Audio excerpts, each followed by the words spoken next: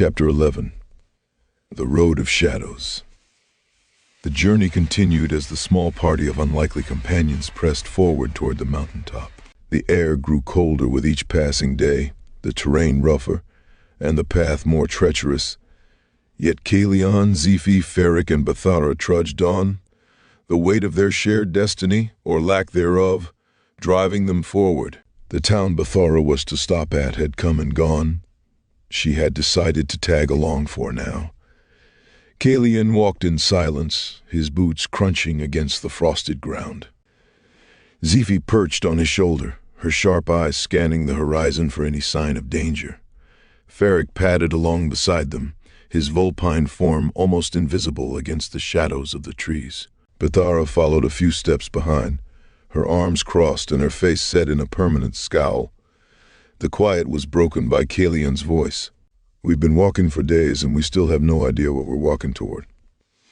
He glanced at Feric, his frustration bubbling over. "You're an avatar. Don't you have some kind of insight? Some divine guidance to share?" Feric looked up at him, his amber eyes glinting with mischief. "Divine guidance isn't exactly my specialty, kid. I told you I'm more of a figure-it-out-as-you-go kind of avatar." Bethara snorted. "Sounds like a fancy way of saying useless." "Hey," Feric shot her a sharp look. "I'm here, aren't I? You'd be buried under a pile of creatures of the night if it weren't for me." Bethara smirked. "Fair point. But it'd be nice if one of you mystical beings actually knew what you were doing." Kaelion sighed. "She's not wrong. We're heading to this mountaintop because of a dream and a riddle." "A riddle, Feric? How is this supposed to save the world?" Feric tilted his head, his ears twitching. "Sometimes the journey itself is the answer. Besides, you're not the only one with questions." "You ever think about why you're the one in this prophecy? Why not someone else?" Kaelion frowned.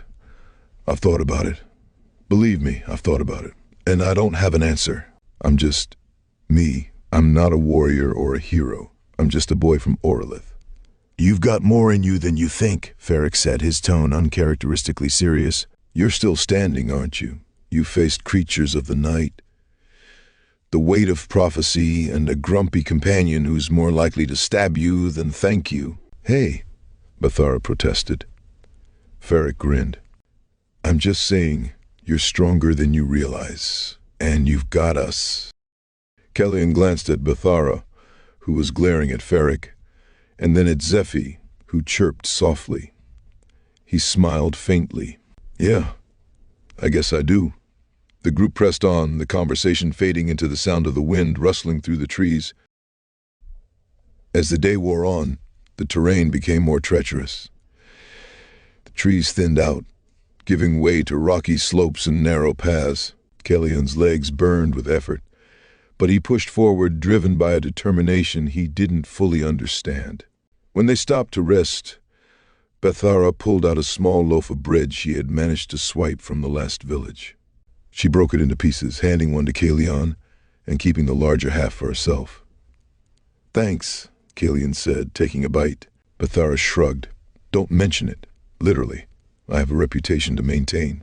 Kaelion chuckled, but his amusement faded as he looked at the horizon. The distant mountaintop loomed ahead, shrouded in mist. It felt impossibly far away, and he couldn't shake the feeling that they were being watched. "Do you ever wonder if we're being followed?" he asked, his voice barely above a whisper. Feric's ears twitched, and he sniffed the air. "We are." Bethara froze. "What?"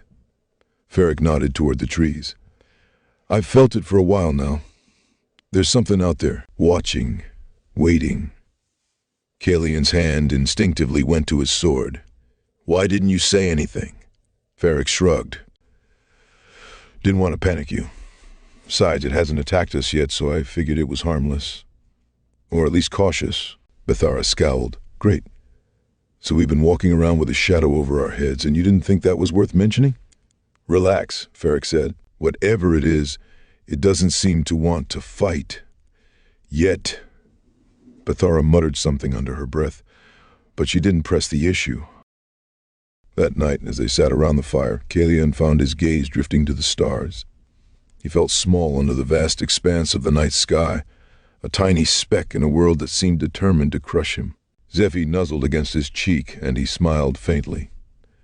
"Thanks, Zephy. You always know when I need you." Bethara joined him by the fire, her expression softer than usual. "You're lucky to have her. Zephy, I mean." Kaelion nodded. "She saved me more times than I can count. I don't know what I'd do without her." Bethara was quiet for a moment before speaking. "I didn't mean what I said earlier about you not being a hero. You might not see it, but you've got something different, something most people don't have." Kaelion looked at her, surprised. "Thanks, Bethara. That means a lot." She shrugged, avoiding his gaze. "Don't let it go to your head." As the fire burned low, the group settled in for the night. But Kaelion couldn't shake the feeling that their journey was only going to get harder, and that the shadows watching them would soon reveal themselves. In the early hours of the morning, a sound woke Kaelion. He sat up, his hand on his sword, and listened. It was faint but distinct, the sound of movement. "Feric," he whispered. The fox was already awake, his ears perked. "I hear it." Zephy stirred on Kaelion's shoulder, her sharp eyes scanning the darkness. Bethara sat up, her dagger in hand. "What is it?" Feric sniffed the air, his expression grim. "Trouble." Before anyone could react, the trees erupted with movement. Figures emerged from the shadows, dark, twisted creatures with glowing red eyes and razor-sharp claws. "The creatures of the night," Kaelion whispered, his heart pounding. Feric growled, his claws unsheathing. "Get ready, kid. This is going to be messy." Kaelion drew his sword, his hands trembling. "We can do this. We have to." Bethara gripped her dagger, her eyes narrowing. "Let's see what you're made of, hero." The battle began, chaos erupting around the campfire as the group fought to survive. But even as Kaelion swung his sword and fought with every ounce of strength he had, one thought lingered in his mind. What will I do when I reach the mountaintop? That question would haunt him until the end of his journey. Chapter 12. The fire in the sky. The creatures of the night swarmed from every direction, their glowing yellow eyes piercing through the dense forest. Kaelion, Feric, Bethara, and Zephy stood back to back in a makeshift circle, their weapons drawn and their breaths ragged. The sheer number of creatures was unlike anything they had faced before. Kaelion swung his sword desperately, his arms already burning with exhaustion. "There's too many of them," he yelled, his voice cracking with fear. Feric darted around the circle, his speed and agility unmatched, slashing at the creatures with his twin sticks. "Stay focused, kid. Don't let them get too close." Bethara stabbed her dagger into one of the shadowy beasts. But she too was struggling to keep up. "Focused? We're going to die out here, you stupid fox." Bethara spun on Kaelion, her frustration boiling over. "Why don't you do something?" she snapped. "Use that speed you used back in the tavern when you saved me, you know, with that crazy light in your eyes. We need that now." Her voice cracked with desperation, her usual sharpness replaced by a flicker of vulnerability. Kaelion, startled by her outburst, shook his head. "I don't even know what happened back then," he admitted, his voice low. "It wasn't something I did on purpose. It's not something I can just control." Zephy swooped down from the sky, her talons ripping through the dark creatures, but even she couldn't keep them at bay for long. The horde was relentless, their low growls and snarls filling the air. Kaelion's heart sank as he looked around. They were completely surrounded. The shadows pressed closer, their claws scraping against the ground as they prepared for the final attack. "Feric," Kaelion said, his voice trembling. "What do we do?" Feric growled, his usually playful demeanor replaced with grim determination. "We fight to the end." But just as the creatures lunged for the kill, a deafening whoosh filled the air, followed by an ear-splitting roar that shook the ground beneath their feet. Kaelion looked up in shock as a massive ball of flame hurtled from the sky, slamming into the ground and erupting into an inferno that consumed the creatures. The shadows screamed and writhed in agony, their bodies disintegrating into ash as the fire swept through them. Bethara shielded her face from the heat. What in the world? Kaelion's eyes widened as the source of the flames descended from the heavens. A massive dragon, its scales glistening like molten gold, swooped down with a thunderous roar. Its wings stretched wide, blotting out the stars, and its fiery breath illuminated the battlefield. The dragon unleashed another torrent of flames, incinerating the remaining creatures of the night. Their cries echoed into the darkness as they fled, but there was no escape. The dragon's wrath was absolute. When the last of the creatures had been destroyed, the dragon landed with a heavy thud, its enormous claws digging into the earth. Smoke billowed from its nostrils as it folded its wings, its piercing amber eyes locking onto the group. Kaelion tightened his grip on his sword, his legs trembling. "Stay ready," he whispered to the others. Bethara took a step back, her dagger shaking in her hand. "You've got to be kidding me," she muttered. Ziffy squawked nervously, taking flight and circling above. The dragon took a slow, deliberate step forward, its gaze fixed on Kaelion. The boy swallowed hard, his heart pounding in his chest. But before Kaelion could act, Feric stepped forward, a grin spreading across his vulpine face. Well, Feric said, his tone light and teasing. "Look who decided to show up. It's been what, a few centuries? You haven't aged a day, you old lizard." The dragon tilted its massive head, exhaling a plume of smoke. Then, to Kaelion's astonishment, the dragon spoke. "Feric, old friend." The dragon rumbled, its voice deep and resonant. "You haven't changed either, still as reckless as ever." Kaelion, Bethara, and Ziffy stared in stunned silence as the two ancient beings exchanged pleasantries. "Old friend?" Kaelion finally managed to say, his voice filled with disbelief. "You know this dragon?" Feric turned to him, his grin widening. "Of course I do. Kaelion, meet Janaeus, the Avatar of Fire. One of the most powerful beings in existence, and also one of the most stubborn." Janaeus huffed, a small jet of flame escaping his nostrils. "I could say the same about you, Feric. I see you found yourself a new charge." As the dragon's fiery form began to shift, his towering body shrank slightly, his golden scales melting away like liquid fire, leaving behind the figure of a man cloaked in a robe as black as the void. The robe flowed like liquid shadow, glinting faintly with the amber hues of flame, reminiscent of the Starchild's attire but far more ominous. Though now in human shape, he was no less menacing, standing at least 9 feet tall, with massive boots that resembled dragon heads, the heels scraping against the ground with a metallic echo. Around his piercing amber eyes, dark, wing-like patterns arched outward, a haunting reminder of his draconic origins. When he spoke, his voice rumbled with a low growl, and his tongue, forked and serpentine, flicked slightly with each word, leaving the faint scent of smoke in the air. Even in this humanoid form, his sheer presence radiated both power and primal fear, as if the ancient flames of his true self still burned just beneath his skin. Feric gestured to Kaelion with a flick of his tail. "This is Kaelion, the boy of prophecy, the one destined to save this world. We're on a little pilgrimage to that mountaintop." Janaeus' eyes narrowed as he studied Kaelion. The boy felt as though the dragon was peering into his very soul. "So," Janaeus said, his voice thoughtful, "this is the one." Kaelion shifted uncomfortably under the dragon's gaze. I don't know if I'm the one," he stammered. "I'm just trying to do what I can." Janaeus let out a low, rumbling laugh. "Humility. That's a good start, but you'll need much more than that if you're to succeed." Bethara, who had been watching in stunned silence, finally found her voice. "Wait a second. You're telling me this dragon is another avatar, like Feric? How many of you are there?" "Not enough," Janaeus said, his tone somber. "The avatars were once numerous, but time and conflict have taken their toll. Those of us who remain are scattered and weary." Feric nodded. "We've all gone our separate ways over the centuries. Janaeus here has been guarding the western mountains, keeping the creatures of the night at bay. And it seems I arrived just in time," Janaeus said, his gaze shifting to Kaelion.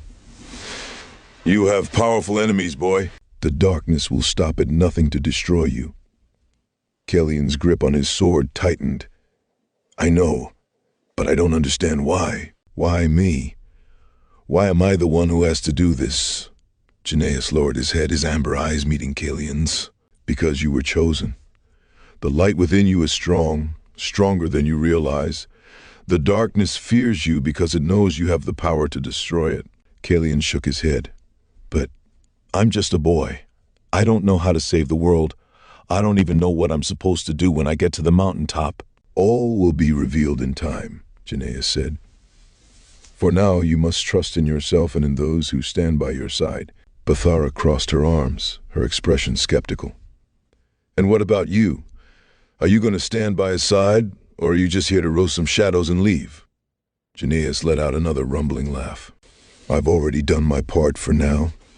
But should you ever need me again, call my name, and I will come. With that, Janaeus was the dragon once more and spread his massive wings, the gust of wind nearly knocking Kaelion off his feet. Farewell, Kaelion, Janaeus said, his voice echoing like thunder. The road ahead will be long and perilous, but remember this, the light within you is stronger than any darkness. Never forget who you are. With a powerful leap, the dragon took to the sky, his fiery form disappearing into the night. Kaelion stood in stunned silence, his heart pounding. He didn't feel strong or powerful. He didn't feel like a hero. But Janaeus' words resonated deep within him, a small spark of hope igniting in his chest. Feric nudged him with his paw. You okay, kid? Kaelion nodded slowly. Yeah, I think so. Bethara smirked. Well, that was unexpected. I guess you really do have some kind of destiny, huh? Kaelion looked at her, a faint smile on his lips. Maybe, but I still have a lot to figure out. Feric grinned. Welcome to the club. As the group continued their journey, Kaelion couldn't help but feel a newfound sense of determination. The road ahead was uncertain, but for the first time he believed he might actually have a chance. Chapter 13. The Catalyst of Chaos. Deep within the heart of the Narathar, where shadows twisted into grotesque shapes and the very air seemed to pulse with malice, Blackwell sat upon his obsidian throne. The room was alive with whispers, faint, insidious voices that flitted through the darkness like moths to a flame.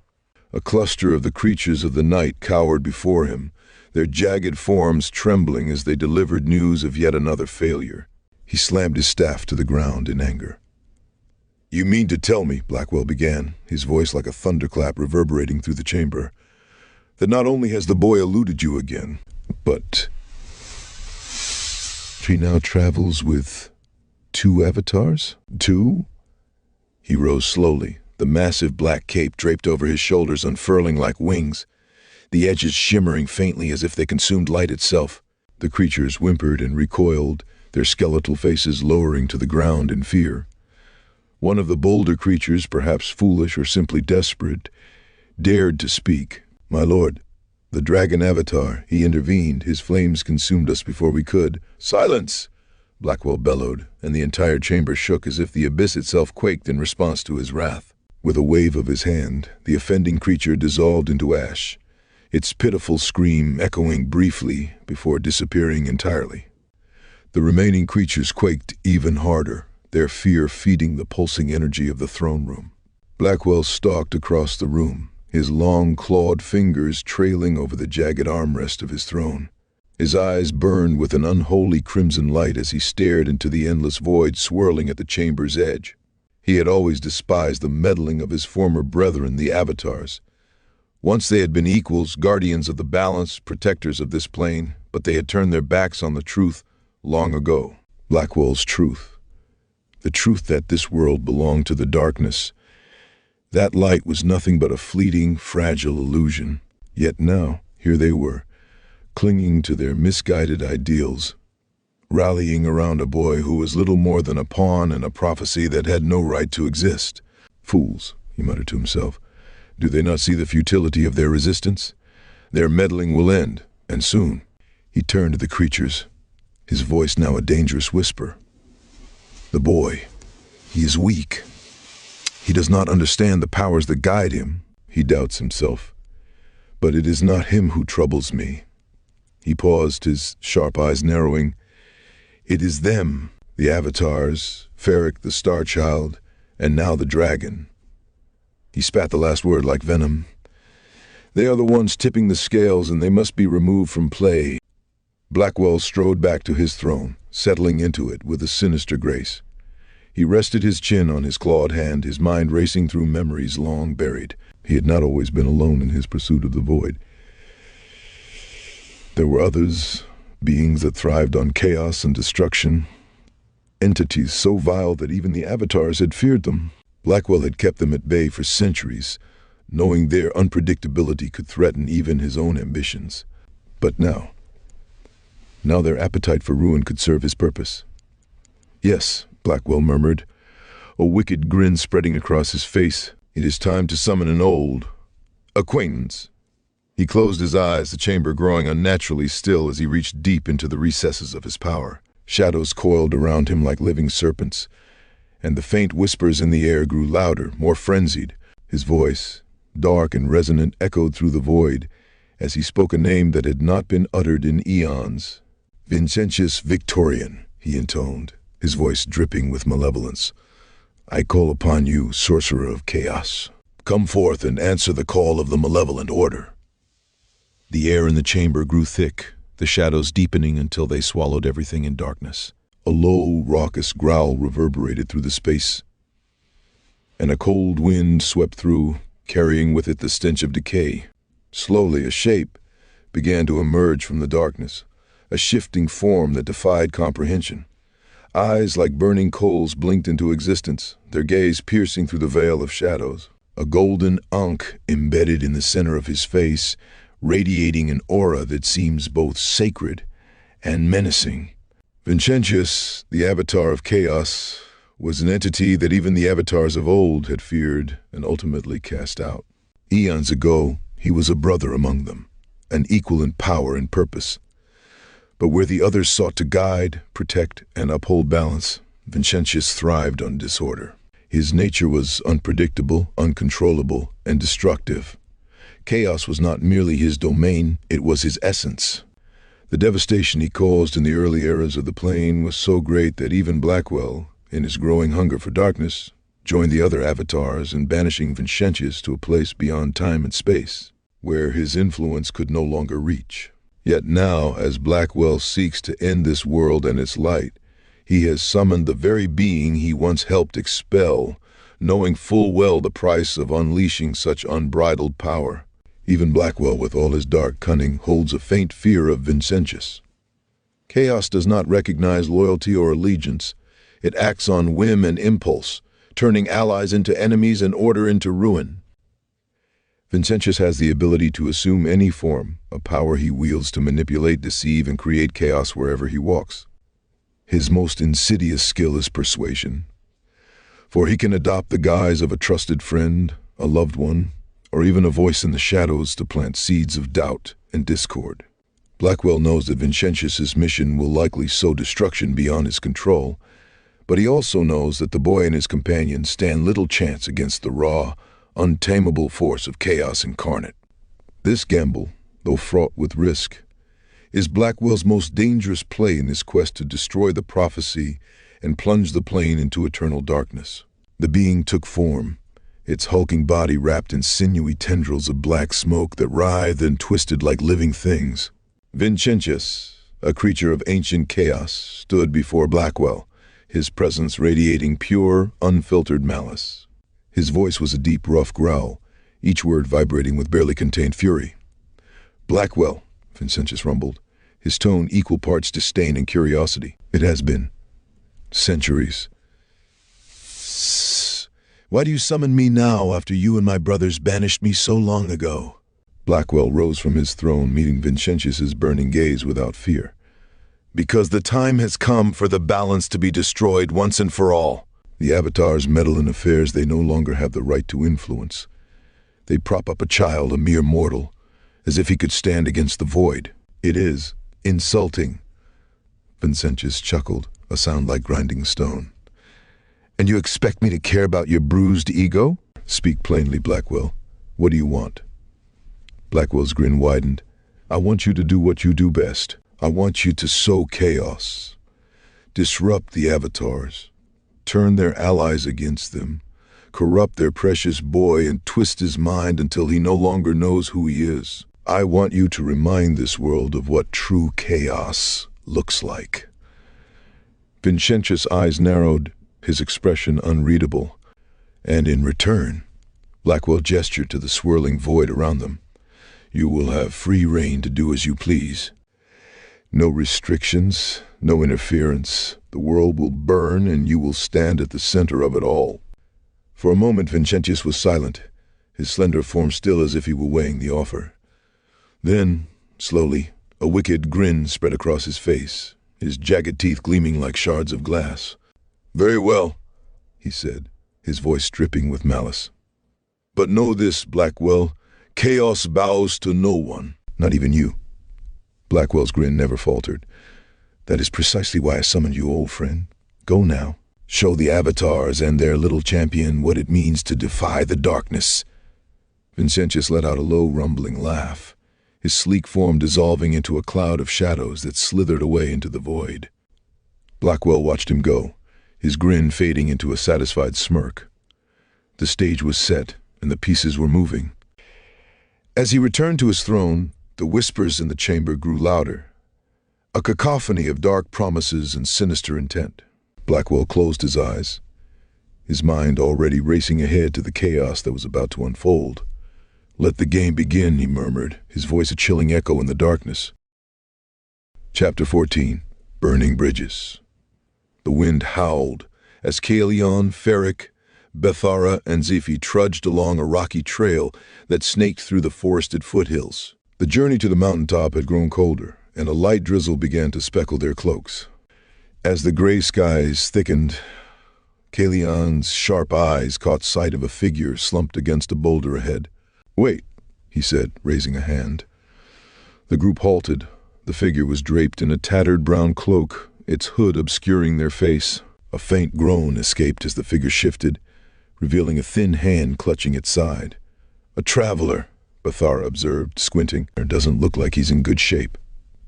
Feric sniffed the air. "I don't smell anything dangerous, but I'd still be cautious." Kaelion approached the stranger, who lifted their head to reveal a weathered, sunken face framed by graying hair. The man looked fragile, almost frail, with a pair of strikingly mismatched eyes, one green and the other gold. "Please," the man rasped, his voice hoarse. "I've been wandering for days. I need water. Shelter." Kaelion's heart ached. "We'll help you. Come with us. There's a cave not far from here where we can make camp for the night." The man's lips curled into a faint smile. "Thank you. You have a kind soul."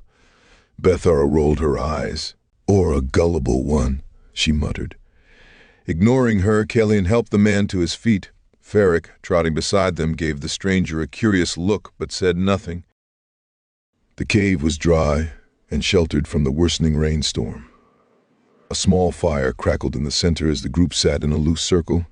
The traveler, now warmed and wrapped in a spare cloak, introduced himself as Kusano, a wandering merchant who had lost his wares to bandits. "You've been kind to me," Kusano said, his voice soft and soothing as he ate some dried meat. "Kindness is rare in these times." His mismatched eyes lingered on each of them in turn.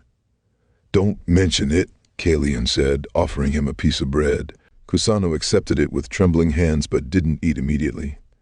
Instead, he leaned back against the cave wall and began speaking in a low, melodic tone.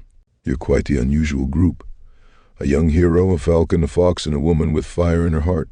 Tell me, what brings you together?"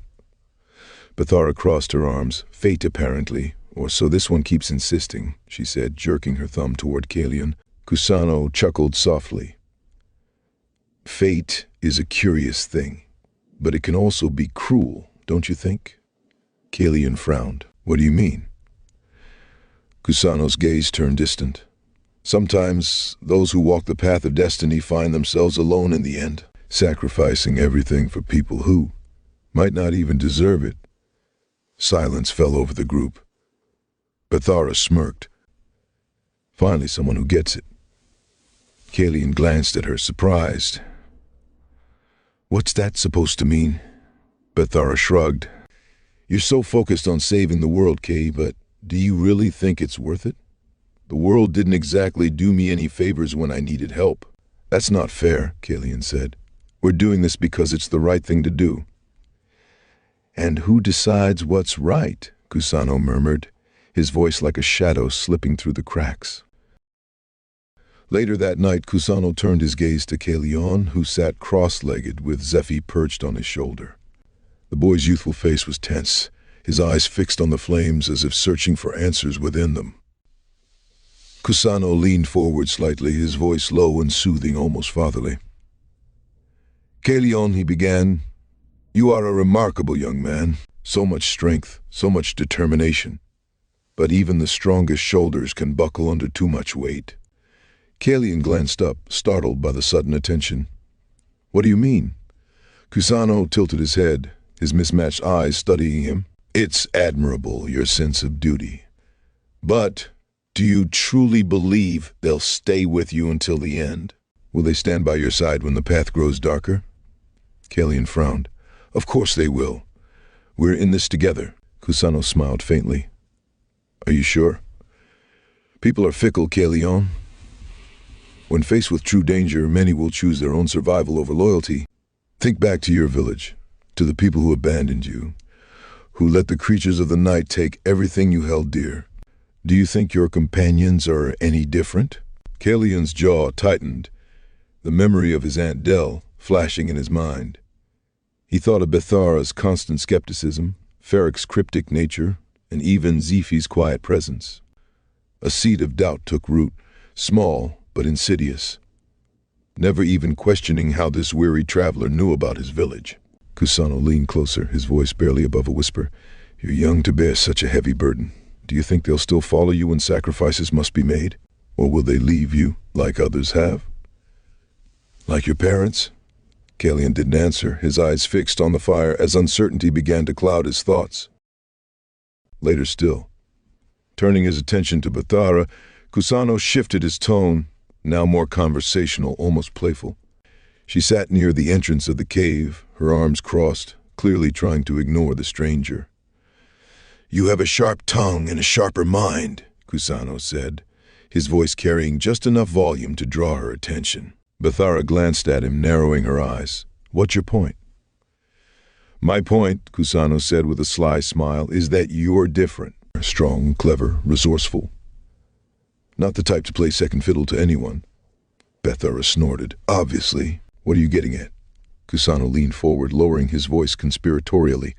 I wonder, do they truly appreciate you? Or are you just convenient for them, a means to an end? Bethara's brow furrowed. They need me, she said firmly. Need you? Cassata raised an eyebrow. Or use you?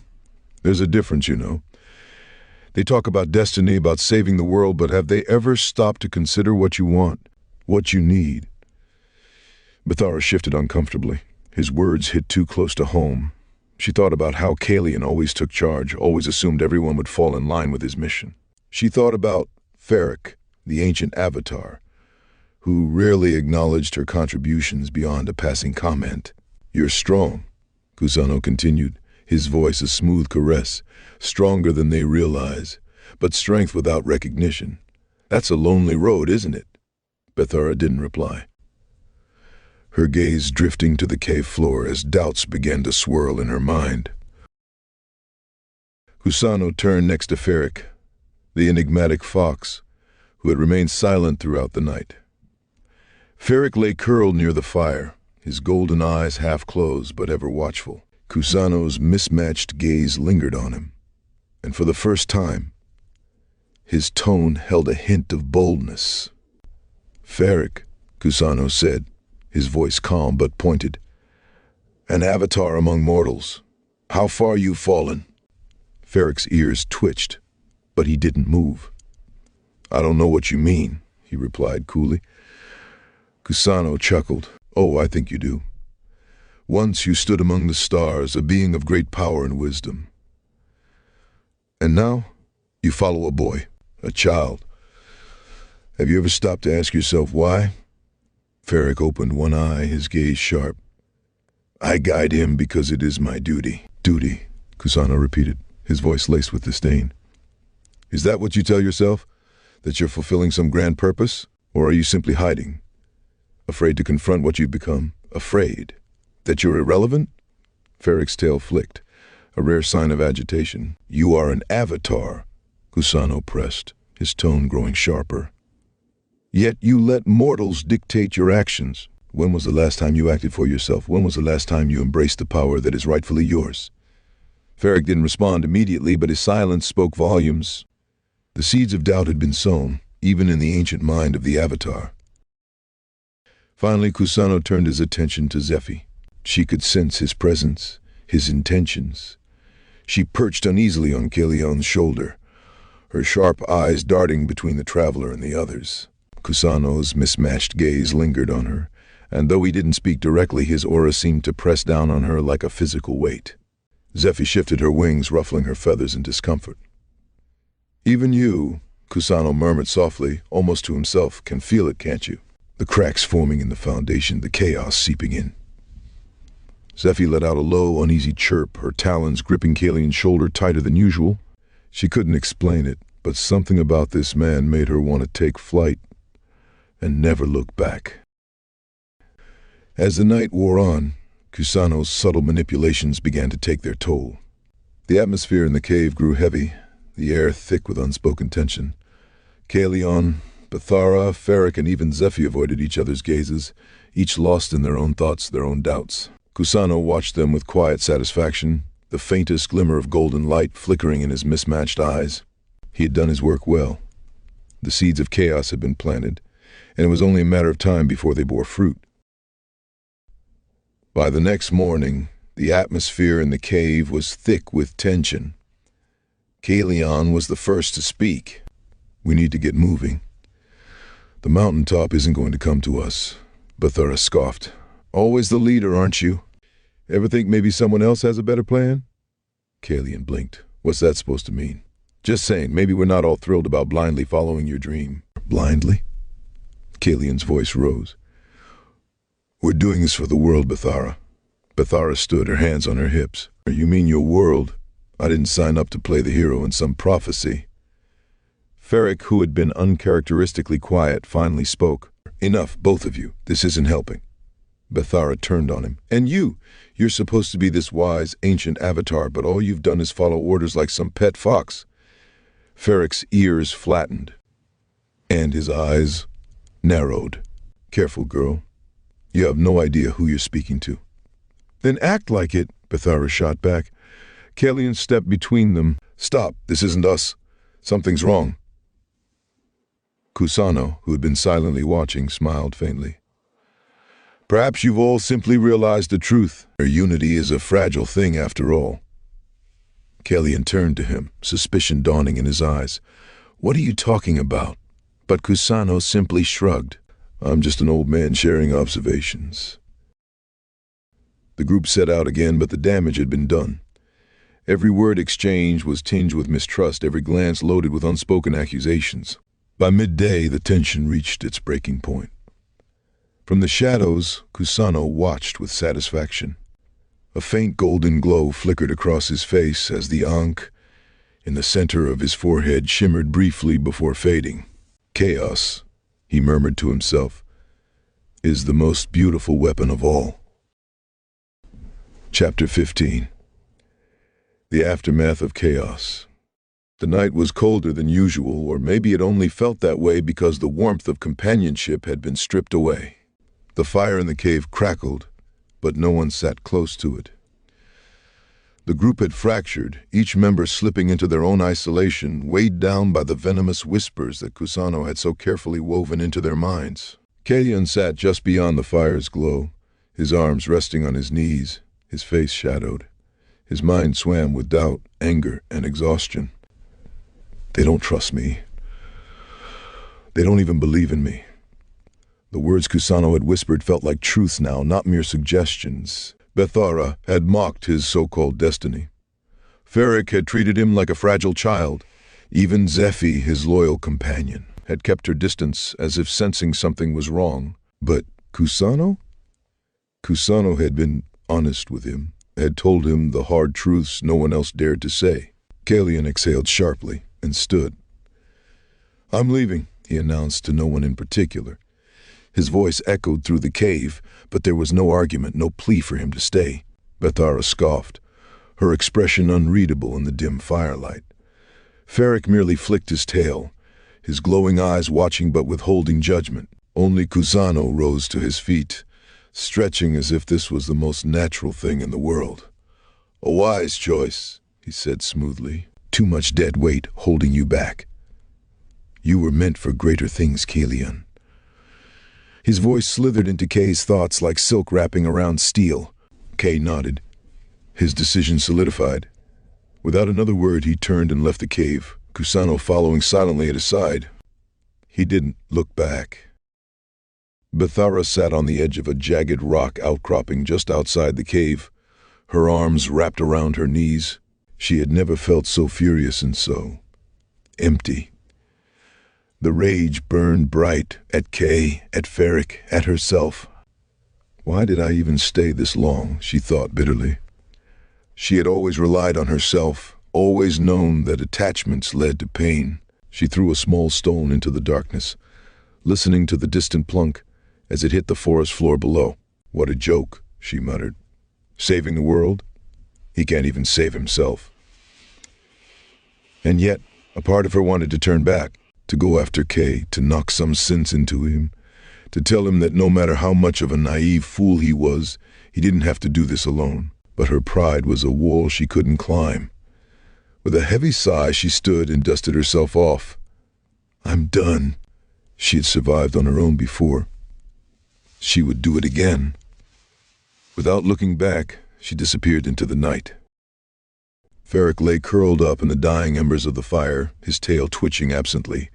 He had known something was off about Cassata from the moment he met him, but the trickster's words had still gotten to him. "You're an avatar, yet you follow this boy like a servant. Have you become irrelevant?" The words gnawed at him, whispering in the back of his mind. There had been a time when his power had been unquestioned, when the forests themselves would bend to his will. Now he followed a boy who could barely wield a sword, hoping he might be the answer to an ancient prophecy. He growled under his breath, standing and shaking out his fur. Kay was gone. Bethara was gone. The group had shattered like brittle glass. Maybe I should just return to the woods, where I belong. And yet, deep down, a voice that wasn't Cassata's whispered something different. Stay the course. With a deep breath, Feric remained by the fire, staring into the embers, waiting for something, anything, to make sense again.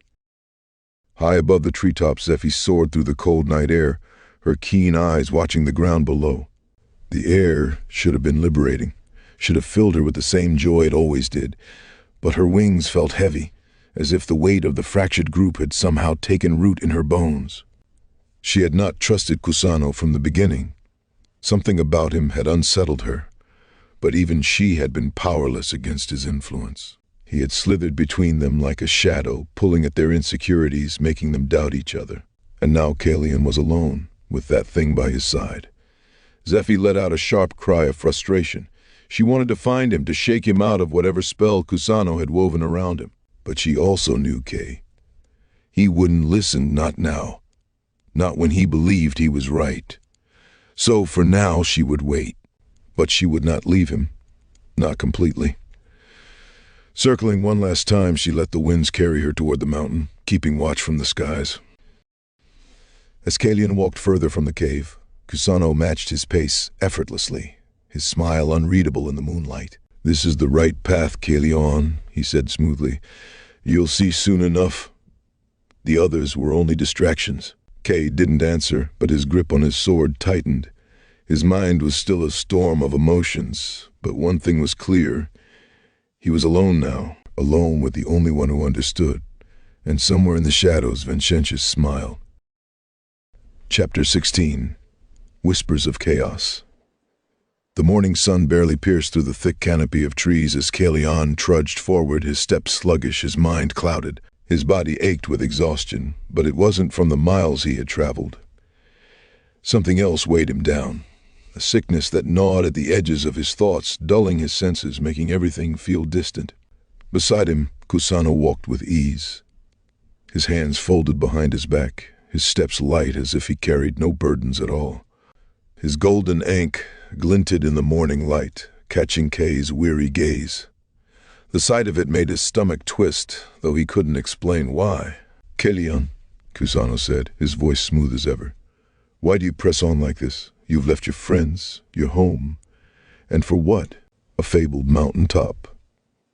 A destiny you don't even understand." Kay blinked, struggling to form a coherent thought. I have to," he murmured, his voice hoarse. "It's what I'm supposed to do." "Supposed to?" Cassata chuckled, shaking his head. "Supposed to according to whom? The Star Child? That pompous fool who speaks in riddles and abandoned you the moment things got difficult?" He scoffed. "I'm telling you the truth, Kay. Go home. Your Aunt Dell needs you more than this absurd mission ever will." Kay swallowed hard. The words hit something deep inside him, making his chest tighten. Aunt Dell, his only family, the one person who had always been there for him. He had asked Zifi to find her, to make sure she was safe, but he had no way of knowing if she was even alive. What if she wasn't? What if she needed him now? His steps slowed even further, his head swimming with conflicting thoughts. Cassata smiled, his golden ankh gleaming brighter, as he leaned in and whispered, "It's not too late, Kay, or you can still turn back." Kay barely heard him. His mind felt foggy, his limbs heavy. Something wasn't right, but he couldn't fight it, and so, slowly, his body obeyed Cassata's whispers. He turned and began walking home. The crisp morning air did little to soothe Bethara's pounding headache as she stomped through the underbrush. Every step she took was fueled by frustration, at Kay, at herself, and most of all, at that damn trickster. Feric padded beside her, his fox-like body unusually tense, his sharp golden eyes scanning the path ahead. He too had been under Vincentius's spell, but his mind was clearing. The memories of the night before burned with shame. "I cannot believe I let that bastard trick me," Bethara muttered through clenched teeth, kicking a loose stone down the trail. "Me, the one who outwitted every con man and cheat from here to the Eastern Isles. How did I not see it?" Feric exhaled through his nose. "Because Vincentius is unlike any trickster you've met," he said. "His deceptions are not merely sleight of hand or clever words. He weaves his chaos into the very fabric of reality." Bethara stopped walking, narrowing her eyes at him. "Wait, you keep saying Vincentius. That's not the name he gave us." Feric flicked his tail. "Because that's his true name." He turned to her fully, his expression grave. "Bethara, Cassata was never a lost traveler. He was my brother, Vincentius, the Avatar of Chaos." Bethara felt her stomach drop. The words Avatar of Chaos sent a chill through her spine. "You're telling me that thing was an avatar?" she whispered, her fists tightening. "Like you? Like the Star Child?" Feric nodded grimly. "Yes. But unlike the others, he was banished eons ago. Even Blackwell fears him." Bethara ran a hand through her hair, pacing. "So what you're saying is, we left Kay alone with a god of deception?" Feric's expression darkened. "Yes, and that means he is in grave danger." Bethara's heart pounded. As much as she had been furious with Kay the night before, as much as she had wanted to let him go his own way, she couldn't leave him, not to that. She turned to Feric, her jaw set. "Then we find him now." Feric nodded, his golden eyes dark with urgency. "Agreed. If he is left too long with Vincentius, the effects will be irreversible." Bethara frowned. "Irreversible? What do you mean?" "It's just a spell, right? Once we get him away from that snake, he'll snap out of it, just like we did." Feric's ears flattened and his tail flicked uneasily. "I wish it were that simple," he admitted. "Vincentius's magic isn't like ordinary spells. It's not a single moment of trickery or an enchantment that can be broken with willpower. It's corruption, a slow, creeping poison that seeps into the mind and spirit, unraveling a person from the inside out. It doesn't just change the way Kay thinks. It's changing what he is." Bethara's breath hitched. "So what do we do?" There has to be a way to fix it. There is one thing, Feric said gravely. Deep in the heart of this forest grows the fig of Anton, an ancient tree with magical properties unlike anything else in this world. It is said that the fruit it bears can purge even the most insidious of curses, healing wounds of both body and mind. He took a deep breath. But the tree is well guarded. Its roots are intertwined with the spirits of the old world, and many who seek its fruit never return. Bethara crossed her arms, her expression hardening. Well, lucky for us, I don't scare easy. Where do we find this tree? Feric hesitated for only a moment before answering. Through the hollow grove, past the Blackwater marsh. But Bethara, time is against us. If we don't get to Kay soon, he won't want to be saved. Bethara clenched her fists. Then we don't waste another second. Without another word, they broke into a sprint and ran into the depths of the forest. The deeper Kaelion traveled into the valley, the heavier his body felt. His feet dragged, his limbs ached, and his thoughts were a swirling storm of confusion. His skin felt feverish, his breath shallow.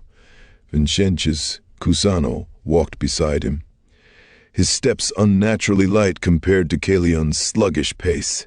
His golden ankh shimmered in the dim light, pulsing with an almost hypnotic glow. You're doing the right thing, Vincentis murmured, his voice as smooth as flowing silk. You were never meant for this ridiculous quest.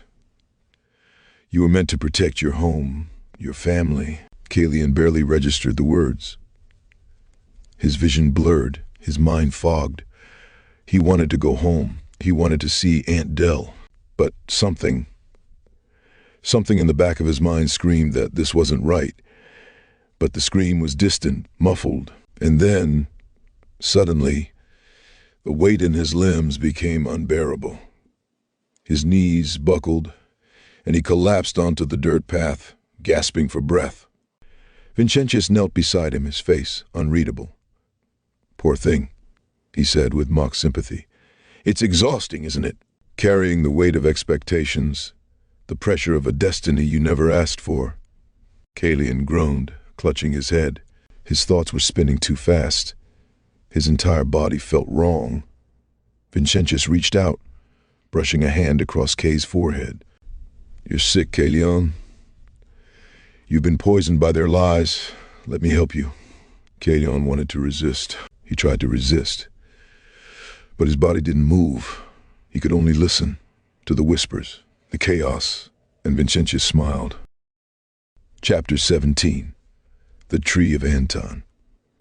For 3 long days, Feric and Bethara journeyed through dense wilderness, each passing hour weighed down by urgency. The deeper they traveled into the hollow grove, the darker the forest became, as if the very land resisted their approach.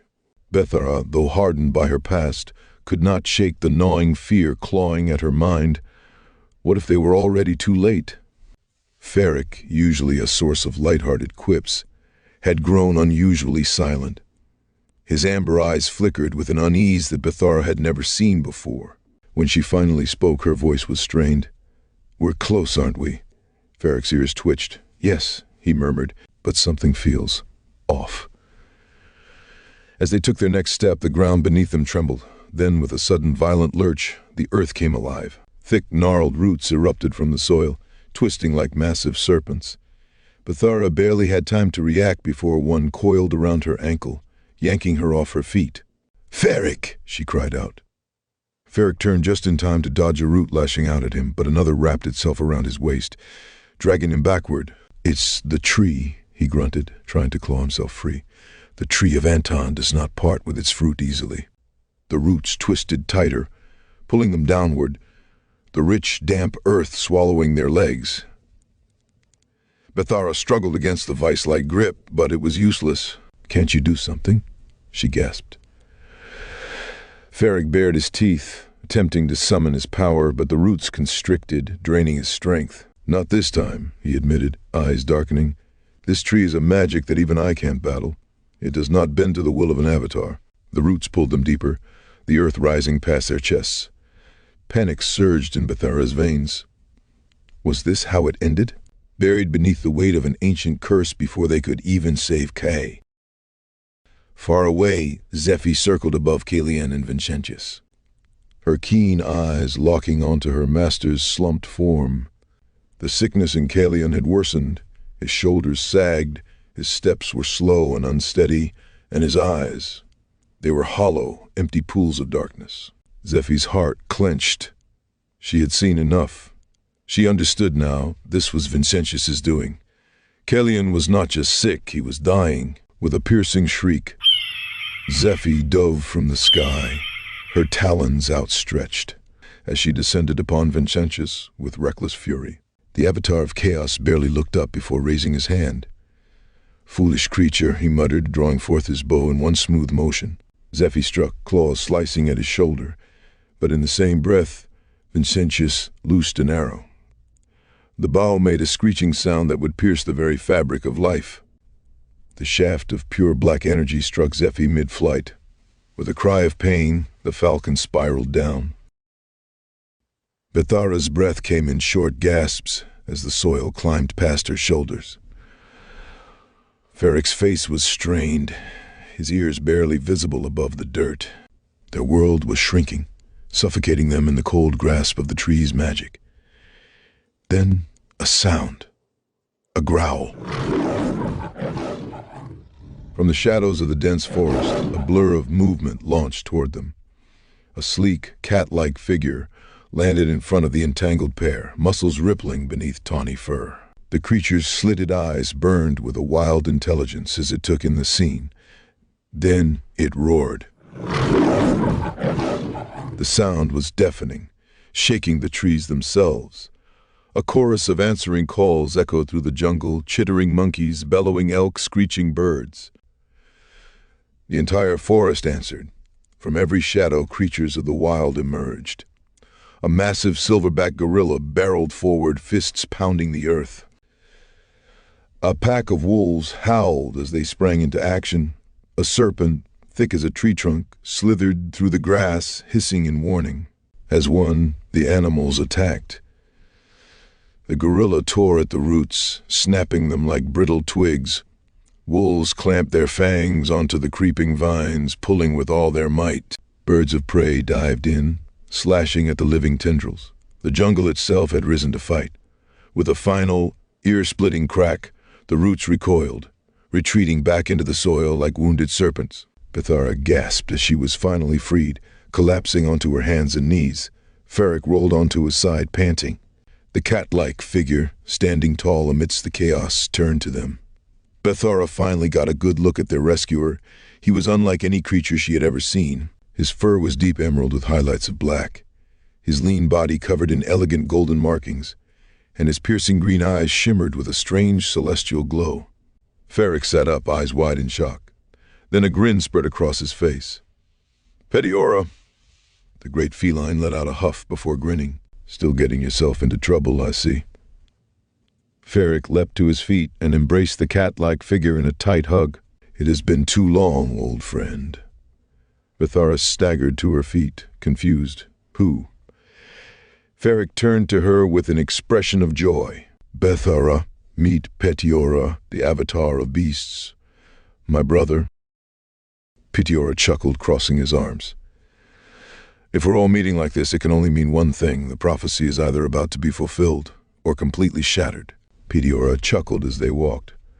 "I ran into the Star Child a few days ago." Feric's ears perked up with curiosity. "Oh? What did he say?" Bethara smirked. "Nothing. Not a single word. He was meditating, floating as if he were in deep space, completely lost in the ways of the universe." Feric shook his head, laughing. "Typical Star Child." Bethara joined in the laughter before nudging Feric. "And what about you? Run into anyone interesting?" Feric smirked. "I saw Janaeus recently." Bethara raised a brow. "Same old Jean?" Feric sighed.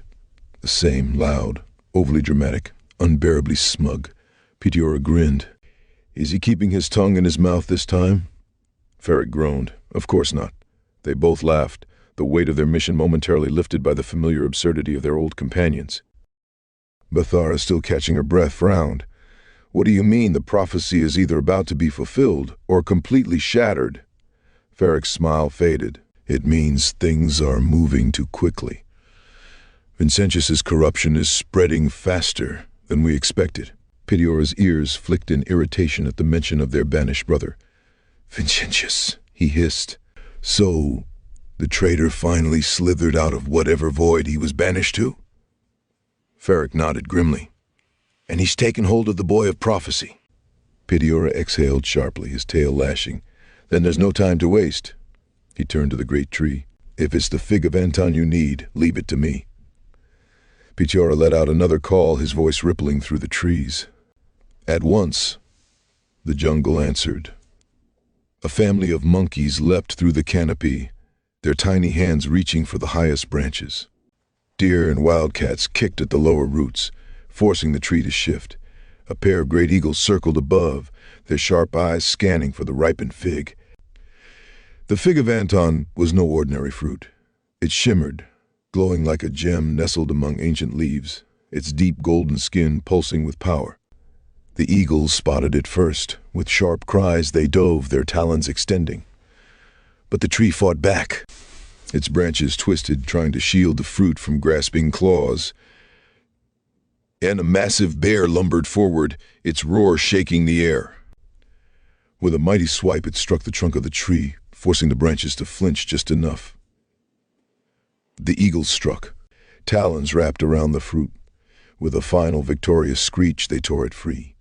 As soon as the fruit was plucked, the tree went still. The ground, once restless, fell silent. The forest had won. The eagle landed gracefully before Petiora, dropping the fruit into his waiting hand. He examined it before handing it to Feric. "Two," Petiora said, tossing him another. "In case your journey demands more." Feric bowed his head. "Thank you, brother," Petiora smirked. "If you ever need me, you know where to find me." With that, the avatar of beasts disappeared into the jungle, his feline form melting into the shadows. Bethara turned to Feric, clutching the golden fig tightly. "Now we just need to get this to Kaelion." Feric's expression hardened, and quickly, before it's too late. Without another word, they ran. Chapter 18. The Race Against Time. Feric and Bethara wasted no time once they had the figs of Anton in hand. The two small wrinkled fruits pulsed with an almost imperceptible glow, a sign of their immense power. Petiora had warned them. The magic within them would only work if given to Kay before Vincentius's influence fully consumed him. As they raced back through the jungle, Bethara couldn't shake the thought of Kay in his weakened state. His face pale, his steps slow and lifeless. She had never seen him like that before. He was always so full of energy, of fire, even when he was unsure of himself. Now, he looked as though he were being drained of his very soul. "I should have never left," she muttered under her breath. Feric, running beside her, flicked an ear in her direction. "What was that?" Bethara hesitated before answering. "I left him when he needed me most. I let that trickster fill my head with doubts, and I walked away." Feric glanced at her, his normally playful demeanor subdued. "Vincentius is the avatar of chaos. He knows exactly how to twist the mind, how to make you doubt yourself and those around you." "It's what he does." Bethara clenched her fists. "It doesn't matter. I should have been stronger." Feric gave her a knowing look. "Strength isn't about never making mistakes. It's about what you do after." They ran in silence after that, both focused on reaching Kaelion in time. Meanwhile, Kaelion stumbled forward, his vision blurring. Every step felt heavier than the last, as if unseen chains were wrapped around his ankles. His mind was foggy, the thoughts of his quest, of his purpose, slipping away like sand through his fingers. Vincentius walked beside him, his form still that of Cusano, the gentle traveler. His voice was calm, almost soothing. "You're tired, Kaelion. Why do you push yourself so hard?" Kaelion barely had the strength to respond. "Because I have to." "Do you?" Vincentius pressed. "Or is that just what they told you? Some prophecy written long before you were even born, demanding your life, your future?" Why must you sacrifice everything for a fate you never even chose? Kaelion wavered, his knees buckling for a moment. Vincentius placed a hand on his shoulder, his grip firm but not forceful. You're sick, my boy. Weak. You don't have to do this. Turn back. Go home. Find your Aunt Dell. She needs you. A flicker of something stirred in Kaelion's mind. Aunt Dell. His home. The island. He remembered her smile, the way she hummed while tending to the animals, the smell of warm bread baking in their small kitchen. She needs me, Kaelion repeated, almost in a trance. Vincentius whispered, a wicked smile forming, more than anyone. And yet, here you are, chasing ghosts on a mountain. Kaelion's body swayed, the poison of Vincentius's words spreading deeper.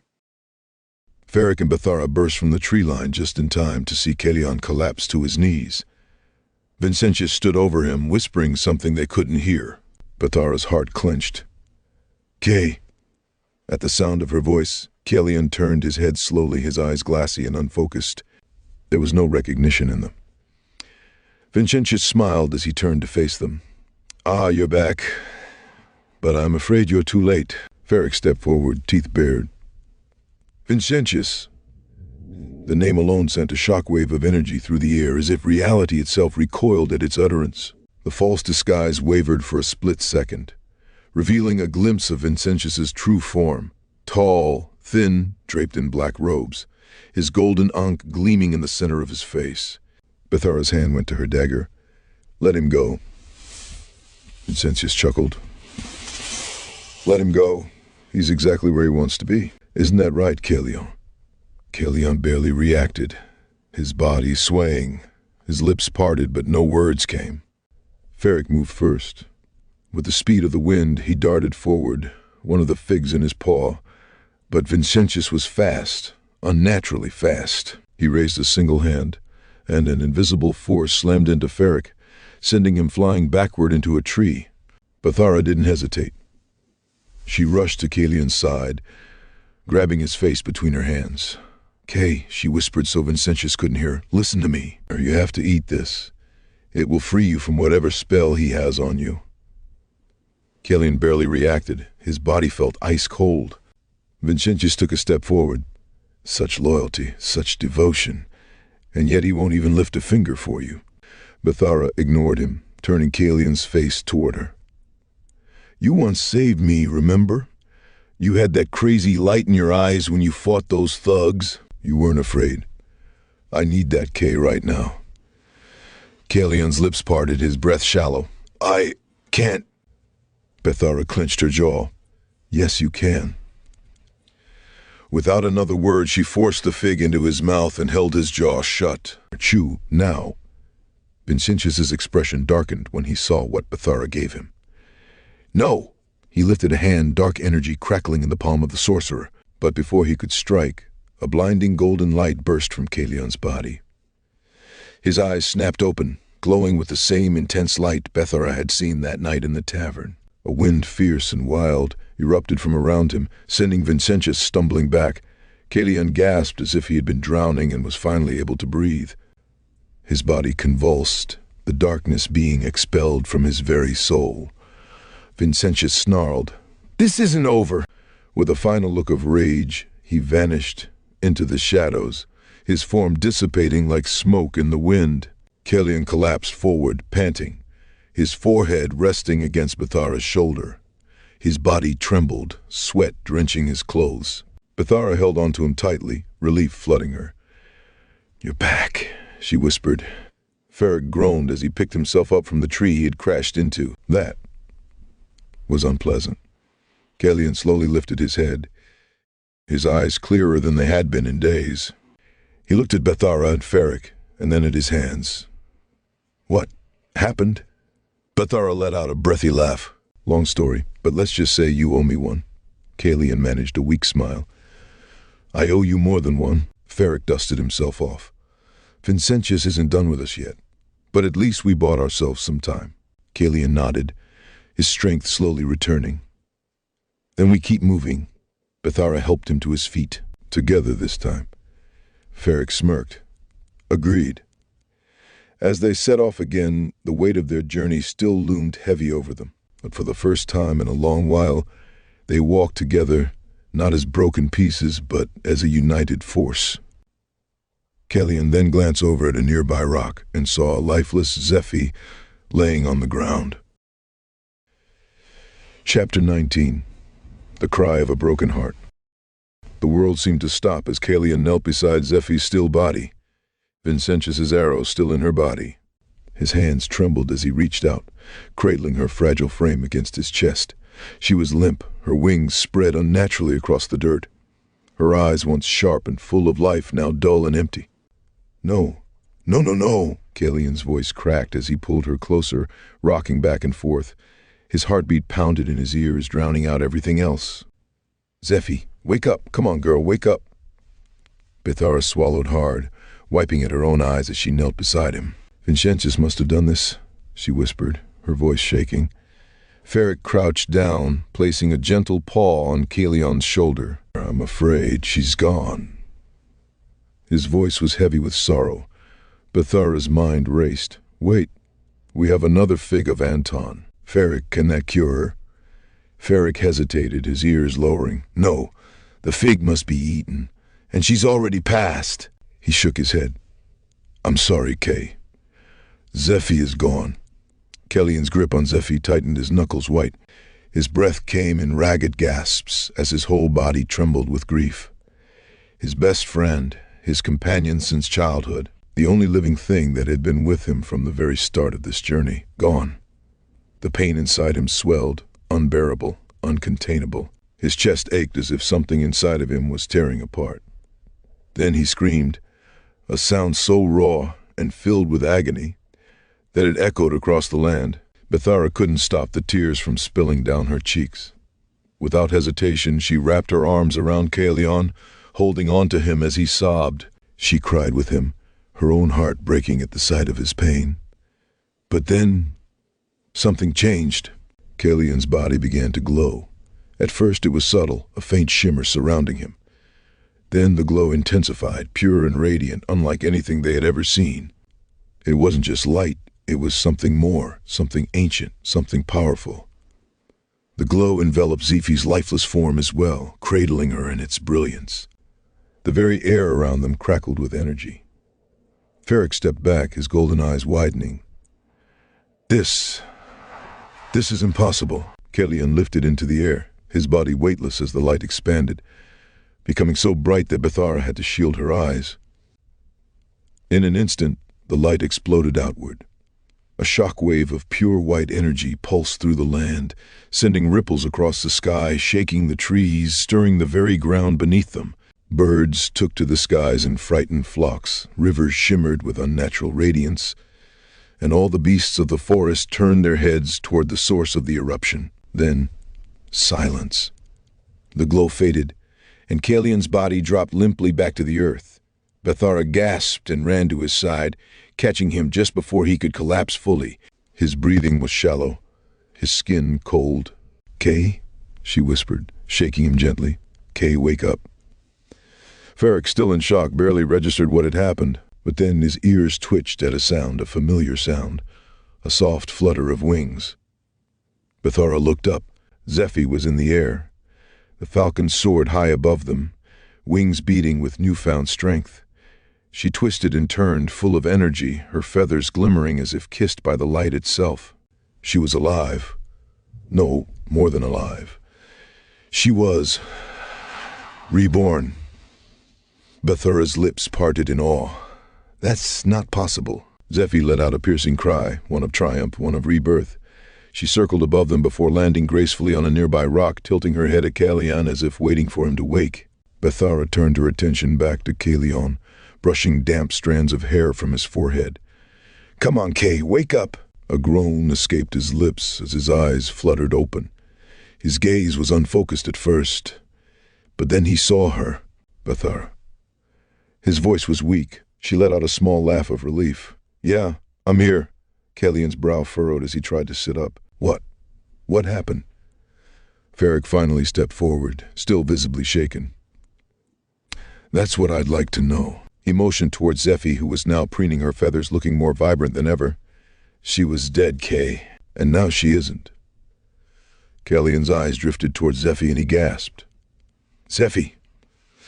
The falcon let out a familiar chirp and hopped onto his arm. Bethara grinned through her tears. Looks like she's not ready to leave you just yet. Kaelion stroked Zephy's feathers, still too weak to fully grasp what had happened. I don't understand. Feric crossed his arms. Neither do I. This kind of power, it's beyond even the avatars. His expression darkened slightly. We need answers.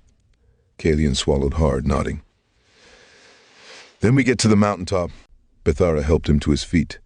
Together, Kaelion met her gaze, something new behind his eyes. Not just determination, but understanding. Together, they pressed forward. Chapter 20. The Ascent to Destiny. The journey pressed on.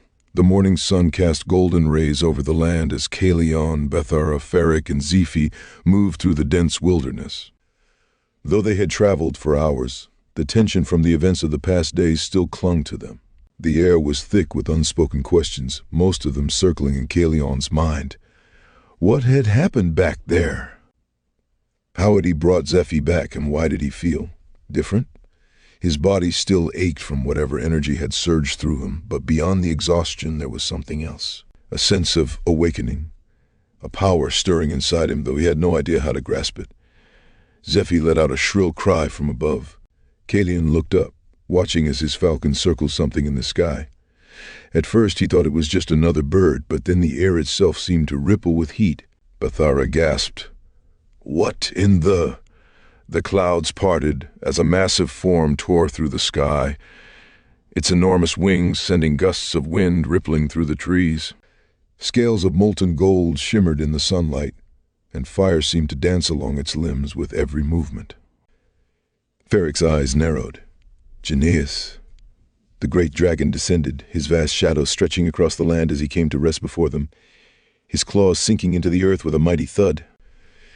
His reptilian eyes glowed like twin embers as they settled on Feric first. Jneus smirked, exposing sharp fangs. I saw the light. His gaze shifted toward Kaelion. The entire land saw the light. Kaelion tensed. You saw that? The dragon let out a low growl, almost like a chuckle. Boy, that was no ordinary trick of magic. That was something ancient, something even I cannot fully comprehend. He looked to Feric. I had to return. I needed to see it for myself. Feric exhaled. I don't know what it was, Jneus. It came from him. He motioned toward Kaelion. The dragon hummed in thought, his massive tail flicking behind him. If that is true, then time is against us. He lowered his head, his hot breath rolling over them like a summer storm. I know we were told only to guide the boy, not interfere. But I fear that luxury is no longer ours. Kaelion frowned. Told by who? Jneus ignored the question, instead lowering himself onto all fours. Enough talk, you all need to move faster. Hop on. Bethara took a step back. Hop on? You're serious? The dragon snorted, sending a puff of flame into the air. If you'd rather walk, be my guest, but I assure you, this will be much quicker. Feric, without hesitation, climbed onto the massive beast's back. Kaelion followed, still eyeing Jneus warily. Bethara sighed but clambered up as well. Zephy let out an indignant cry. You can fly yourself, Kaelion reassured her with a small smile. The dragon's muscles tensed beneath them as his wings spread wide. Hold on. Then, with a mighty leap, he launched into the sky. The world blurred beneath them, the wind whipping past at breathtaking speed. Kaelion clung to Jneus' spiked back, his heart pounding in his chest. He'd never flown before, not like this. The ground became a distant memory, the sky stretching endlessly before them. Mountains rose in the distance, their jagged peaks cutting through the horizon like the fangs of ancient beasts. Kaelion turned to Feric. What did your brother mean? Feric hesitated. Kaelion pressed. You were told not to interfere. Told by who? Feric opened his mouth to answer, but then the mountaintop was before them. Janaeus descended swiftly, landing with surprising grace despite his massive form. The earth shook beneath his weight as he lowered his great head, allowing his passengers to dismount. "This is where I must leave you." Kaelion looked up at him, confusion flickering in his eyes. "You're leaving?" Janaeus exhaled, the heat of his breath making the air shimmer. "I have already interfered more than I should." He flicked his gaze toward Feric, something unspoken passing between them. "But I had no choice." Bethara crossed her arms. "A bit dramatic, don't you think?" Janaeus smirked, then stuck out his tongue at Feric. Feric rolled his eyes. "Still the same."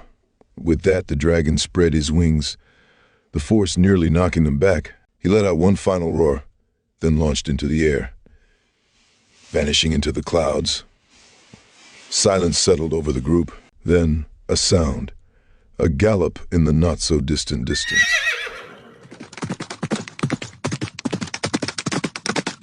Kaelion's heart clenched. He turned toward the source, his eyes narrowing. Something, no, someone, was approaching. And somehow he knew. This was the moment he had been waiting for.